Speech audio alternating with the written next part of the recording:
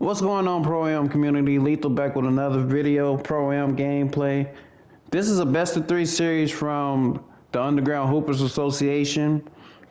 And, hey man, it was a series. It was a hard-fought series.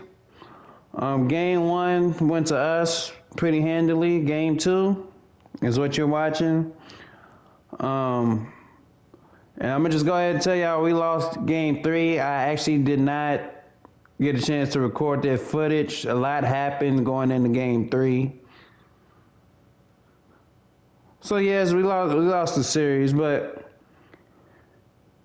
going into Game 3, basically something happened with the 2K servers to where I had to delete the team and just, put something on there just so we could play that third game. It madly frustrated me because we was actually at the point where the fans were actually showing up to the games, the seats were filling up. Had a pretty decent record and you got to give it all up. But I guess it kind of comes with the territory of playing in this league. It is what it is, man.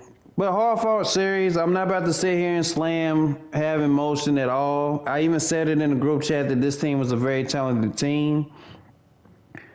So, hard-fought series.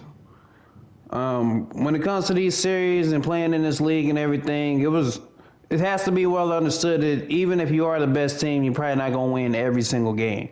All right, it is teams out there that are good enough to beat you, which means you have to play your best game every time out. You have to. That means you have to sacrifice for each other. You have to be willing to let your girlfriend be mad at you while you playing that league game, or your wife or whatever. To be honest with you, when it comes to a league game, sacrificing, you have to make that a matter of importance in order to compete. Right? If your girlfriend ain't mad at you because you want to spend time trying to play that, and it takes a minute to play some of these league games because you're trying to get 10 guys all on the same page to play one game. It takes a minute sometimes. It's well understood.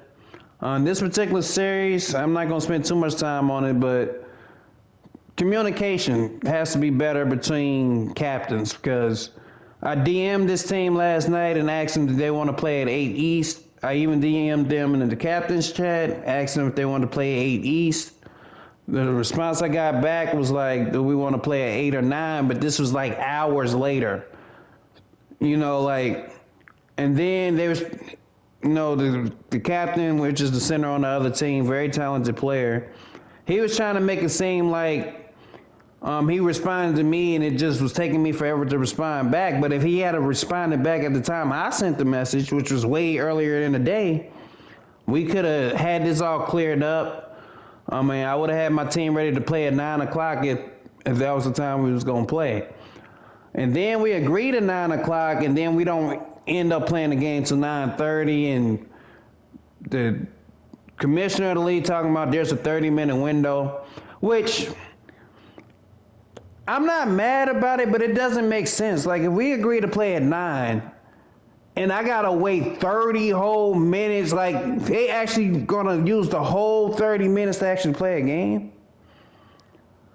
At that time, we could have just played a game, or we should have got a forfeit win. And to be honest with y'all, after we played them the first game, I was not going to play them no more. I was gonna have them cry to the front office about what was going on, but I wouldn't have cared. Only reason why we even played the second game is because my teammates was like, yeah, I want to play them again. It just ended up backfiring on us because this team was better than us at the end of the day. All right, won the first game convincingly. This game right here, didn't play our best game. In the last game, it came, we lost by 3. Great game, but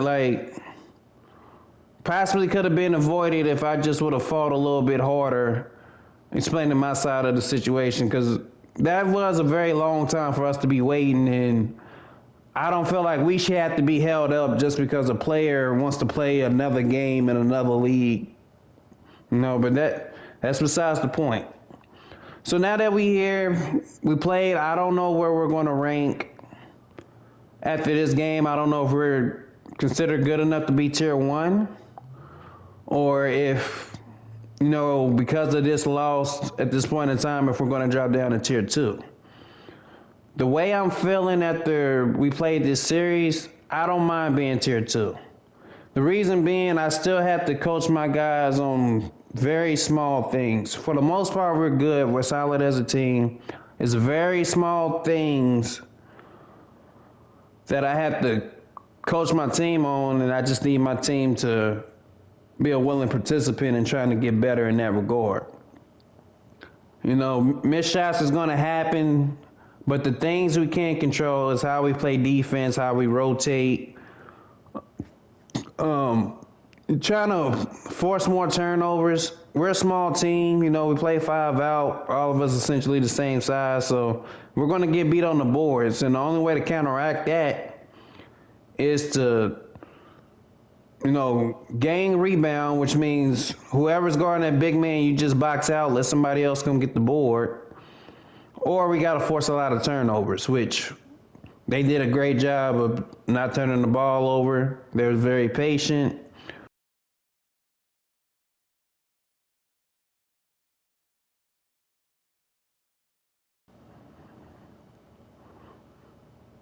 But now that we're at this point, if we do go tier 2, the benefit of being a tier 2 team is, one, I've kind of been watching like a lot of the streams of these other teams. The teams that they're going to put in tier 2, I'm not going to lie to you, we're going to smack the shit out of them. That's like one positive. We're going to smack the literal shit out of any tier 2 team that's currently in the league right now. Like, now, if it's somebody that comes in later and they happen to be a really good team, hey, that is what it is, but I mean, it's just the truth. I feel like at this point in time, I'm a good enough player to be an MVP candidate. And normally I wouldn't come on so strong, I try to be nice, but there's no reason to be nice. We're all grown men. I'm an MVP candidate. I'm as good as player, if not, I am the best player in this league. In my opinion, ain't really close. Only thing you can have better than me is just a better team. But as an individual player, there's no individual player better than me in this league, period. And that's the one thing that Lethal Team has going for it. We have the best player. I think team-wise, we have a really good concept. The 5-out, switch everything, I think is a really good concept. But the only thing is, like, for a regular season, it might be good. Like, if we had to play a team once, the strategy might be good. But in the course of a series, that's where you kind of, like, can see his downfalls. So like I said, for us, that lack of experience kind of got us. One, my team does not play well late. I know this about my team. Right? I'm not saying they wasn't focused or wasn't locked in. I believe they were very locked in, but the later it gets in the day, the worse my team has always played. It has always been like that. Like, if you catch us on a Saturday morning, you're not going to beat us. But, during these league games, if we can play at 8, 9 o'clock, we possibly good. But once it gets around 9:30, 10:30, 11 o'clock, there's no way my team is going to be locked in and focused at that time as if they would previously. And I can tell just by some of the things that was going on the court. It's like people hesitating to shoot. I don't know if they meant to do that or not, but they was hesitating to shoot. They passed up a lot of shots, such as that one right there. It's just things that are very uncharacteristic of the way my team would normally play when they play earlier in the day. And that's why I fought so hard to try to play at the certain time, because I know my team. That's just part of being a team captain. You have to know your team. If you have a team that's playing in the West Coast, it's still early for you, but for East Coast players, it's late. And us trying to work through the Central Time Zone, I get it, but I said this before, you either need to go off of Eastern time or you need to go off of Pacific. Because if you go off of Pacific, then we understand that's the Western time zone. It's a 3-hour time difference. You know, the window will still have to cater to the East some way, somehow, because that's the only way you can get games in between East and West. You know, I don't want it to be a thing where my team is setting up to play at 10 or 11 o'clock. That's never going to happen. That is never going to. And when I say that, if my team plays, that's fine. I don't care. Like, I don't have to be on the court to play, but I'm not playing a game past 10 o'clock. I refuse to do it. I know how my teammates are going to play past that time, and I just simply don't want to deal with it. It's because it's a lot to do. It's a lot to focus on. And, you know, I don't care to use my energy past that time. So if we end up being tier 2, I like our chances the way we look, and it's a good chance we end up tier 1 in the next season. You know, if we decide to play in the next season. But this is good experience. That's the one thing I can say. This is very good experience. It's great for the guys that ain't never really played in a league before, never played like in a Pro-Am league, where winning and losing kind of matters, where the emotions of it come about. Because you can, play, wins and losses are going to happen, but the emotional aspect of it, me arguing with the other team's captain, right? My teammates feeling that frustration because they had to sit there and wait for 30 minutes just to even play a game. So now they got some animosity towards this team, and then to beat them and then lose to them, that emotion of it, it's good experience. It lets you know, like, do you really want to deal with it? And if so, how are you going to adjust the next time it's time to play? Now, I believe at this point we move to the losers bracket, so it's still a chance that we can, make tier 1 or whatever. It's just because I'm pretty sure we have another game tonight. I'm not sure what the 5 will be. This might be the time we feature like another player. But all I do know is we have to play a better brand of basketball than what we played in this series. That's all I do know. So shout out to Havin Motion. I think they're a phenomenal team. I still think, there's a top team out there that everybody seems to fear. And to be honest with you, if we had won this series, that's who we would be playing against. And I was looking forward to playing against them because that would have told me, how close or how far off we really are. But losing this series, I guess it just lets me know, playing against this particular team, what I would have to do in order to make it work. I think one thing we could have did was just switch up the defense. Because sometimes, like, when you look at a game, you have to look at it from 3 parts in basketball. It's offense, defense, 50-50 plays, right? If you win the 50-50 battle, there's a good chance you're going to win the game. But from there, you just look at, are we scoring enough points? All right? In this particular game, we did not score enough points. I'm not saying offense is necessarily a problem, but as you can see, we had a lot of times we're trying to take shots late in the shot clock. They did a great job of hedging. Our spacing has to be better. People are cutting, but it's not simultaneously. Like, people are like, we're kind of overlapping each other. It could be a time I'm trying to go to the rim, but somebody didn't cut down. Now I'm dealing with 2 defenders in the passing lane. And that's just being patient. Right there, like I said, there's just a lot of things moving pretty fast. Getting shots. I think one thing we need to develop is everybody needs to learn how to take a mid-range jump shot.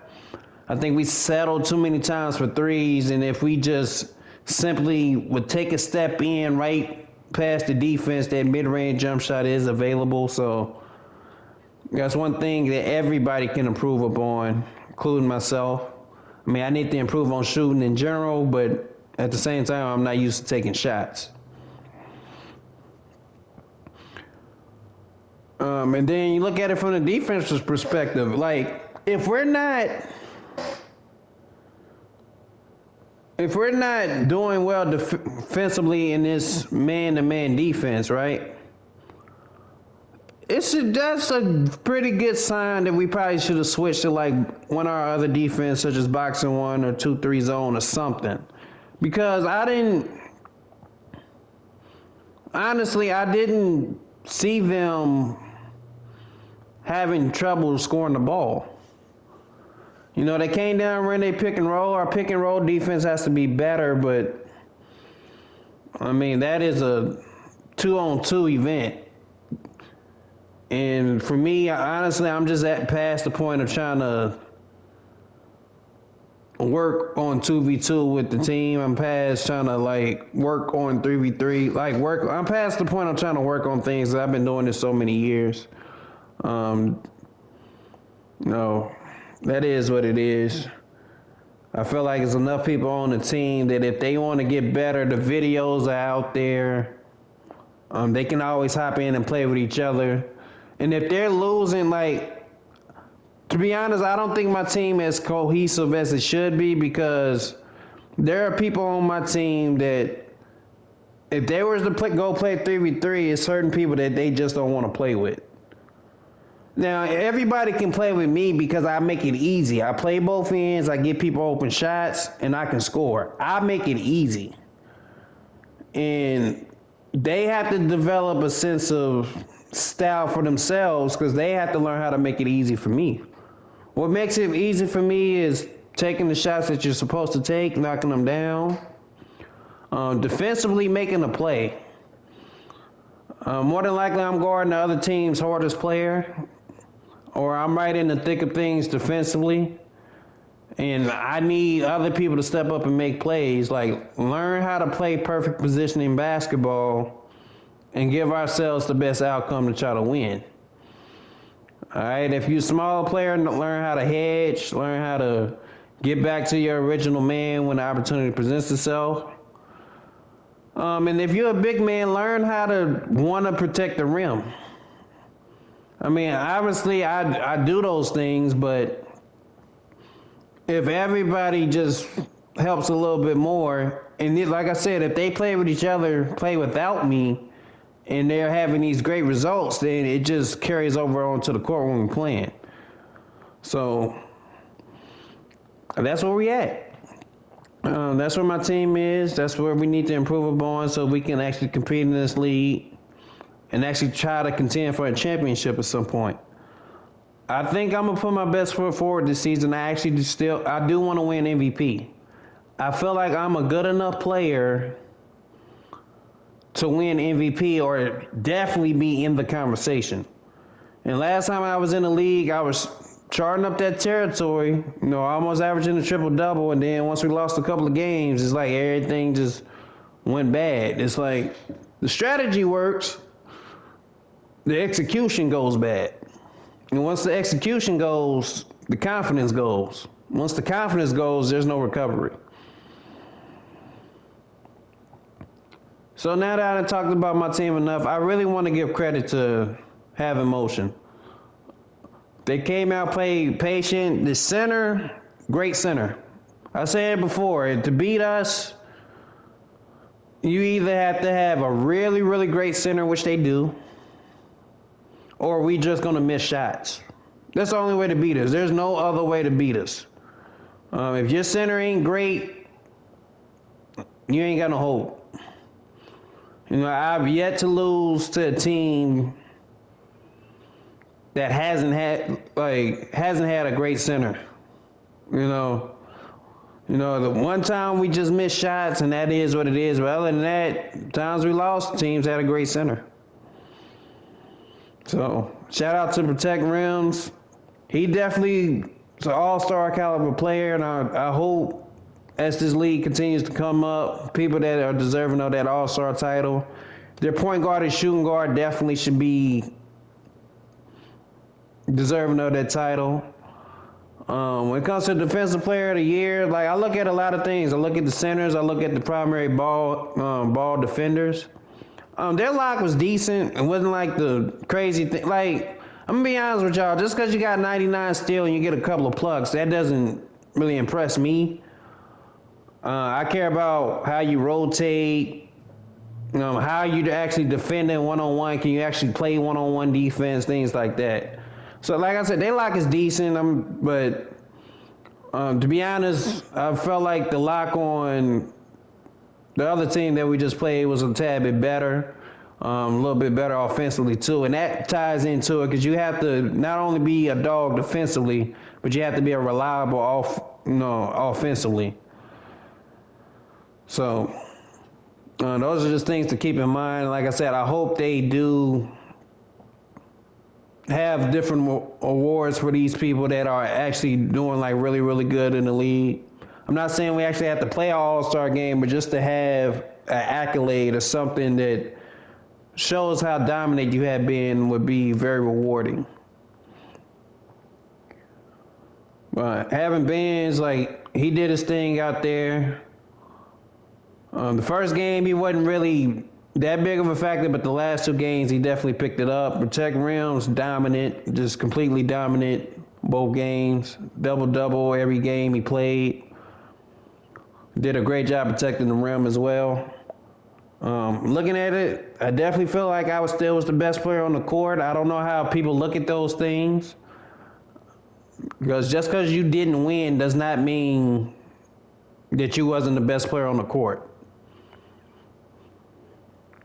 Now, I'll be willing to say it, whether we win or lose, I can tell you who was the best player of that game or who made like the biggest impact that game. But now it's on to whoever we have to play against in the next series. It's just time to lock in. Like I said, I don't know what lineup is going to be out there. At some point, I would like my actual starting center to get in some of these games because the chemistry we have with them, I feel like would make a huge difference, and especially in a game like this, just that chemistry. I can tell him something one time, he already knows what I'm thinking. And I'm going to just continually work with my teammates until we all get to that point. It's mainly going to be through rec, 5v5 gameplay. If those guys want to get better individually, that's something they have to do on their own at this point. And we're just going to continue to put our head down and compete. I'm having fun in the UHA, having a lot of fun in here. I believe my teammates are as well. So, hey man, tough series, tough way to go out. Lost by 3, but lost to a better team at the end of the day. So I can't really be too mad. I'm not mad at my team. I'm not mad at nothing. It's just we lost to a better team, and I can admit that. But anyway, it's been lethal. I hope you guys have been enjoying the content. I'll catch you in the next one.